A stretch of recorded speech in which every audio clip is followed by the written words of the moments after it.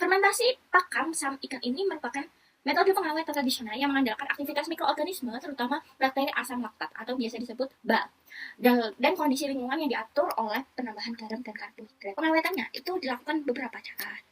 Yang pertama itu ada penambahan garam, pasti di dalam fermentasi pasti ada yang namanya garam. Penambahan garam itu pasti ya ditambahkan itu untuk menarik air keluar dari sel ikan dan sel mikroorganisme sebagai penurunan aktivitas air sehingga efektif menghambat pertumbuhan sebagian besar bakteri pembusuk dan patogen yang membutuhkan kadar air tinggi untuk berkembang biak. Dapat mengontrol pertumbuhan mikroorganisme yang tidak diinginkan dan mendukung seleksi bilik atau toleran garam dan bahannya sendiri. Yang kedua itu penambahan karbohidrat. Penambahan karbohidrat itu boleh dari nasi, tepung, boleh ya. Itu fungsinya itu sebagai sumber nutrisi bagi bakteri asam laktatnya sendiri atau BAL ya. Nah, yang ketiga itu ada produksi asam laktat dan penurunan pH. Itu kan mengonsumsi karbohidrat kan, dan dia itu mengubah menjadi asam laktat gitu.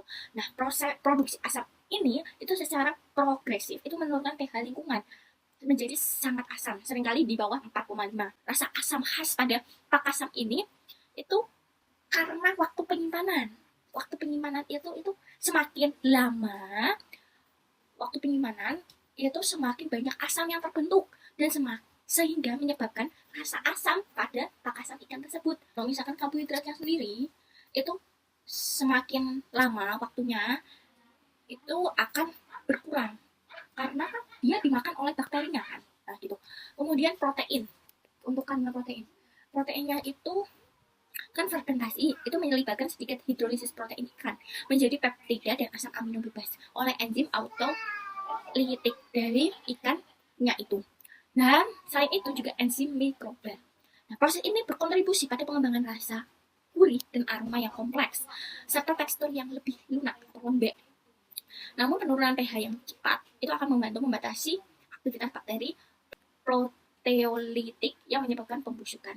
Kemudian sendiri pasti kontaminasi mikroba patogen itu karena disebabkan kurangnya kebersihan bahan baku, alat, terus lingkungan sekitar, terus bakteri patogen berbahayanya itu turun cukup cepat dan kadar garam tidak memadai, itu patogen ini bisa bertahan dan bahkan berkembang biak sehingga ya itu yang dapat menyebabkan diare gitu ya. Kemudian pembentukan senyawa beracun seperti amin biomik itu merupakan salah satu resiko terbesar dari produksi ikan fermentasi yang tidak higienis. Histamin itu terbentuk dari histidin yang terdapat pada ikan skromboid. Nah, kalau misalkan terlalu banyak itu akan menyebabkan gatal, sakit kepala, pusing, mual, muntah, diare gitu.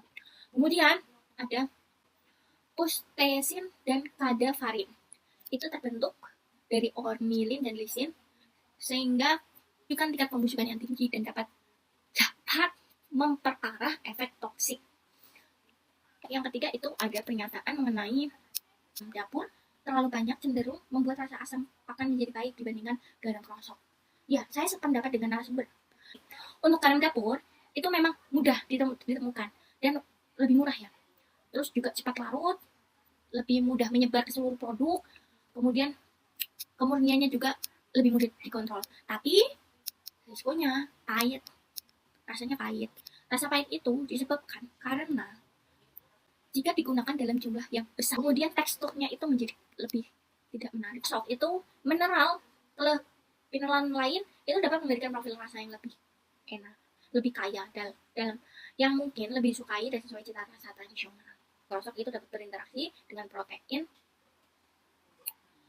ikan sehingga berpotensi untuk memenuhi tekstur yang lebih empuk dan kenyal sesuai yang diinginkan.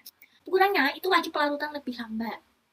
Terus variasi komposisinya itu dapat kalau tidak diperhitungkan benar-benar itu kandungan mineral lainnya itu variasi sangat mempengaruhi sekali.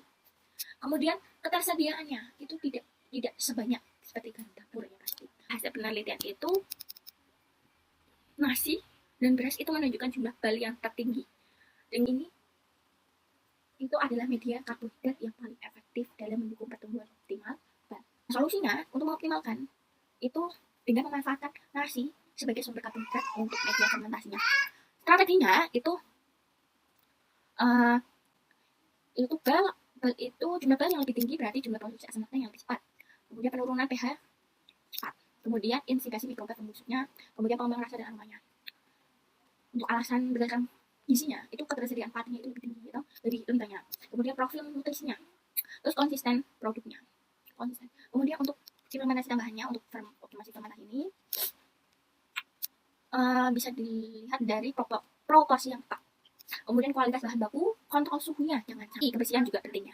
Terus penggunaan garam yang tepat, nah itu antara garam dapur sama garam rosok tadi. Nah dengan demikian itu mengoptimasi proses kondisi fermentasi melalui pemilihan suatu terbaik itu masih yang dikombinasikan